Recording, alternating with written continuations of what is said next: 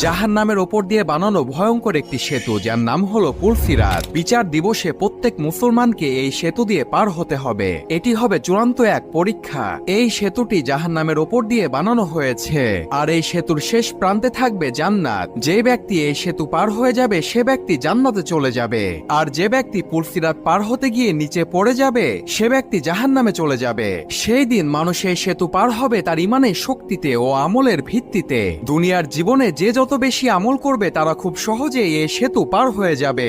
মুমিন ব্যক্তিরা এই সেতু আলোর গতিতে পার হয়ে যাবে। আবার কিছু মুমিন ব্যক্তিকে ফেরেশতা এসে নিজ হাতে সাহায্য করে পার করে নিয়ে যাবে। আর যে সকল ব্যক্তি দুনিয়াতে দুর্বল আমল করবে তারা এই সেতুতে ধীর গতিতে আগাবে এবং চলতে চলতে তারা নিচে পড়ে যাবে, অর্থাৎ জাহান্নামে পড়ে যাবে। একবার চিন্তা করে দেখুন, আপনি এমন একটি ব্রিজ পার হচ্ছেন যার নিচে জাহান্নামের আগুন দাউ দাউ করে জ্বলছে। এই দৃশ্যটা কতটা ভয়ঙ্কর হতে পারে।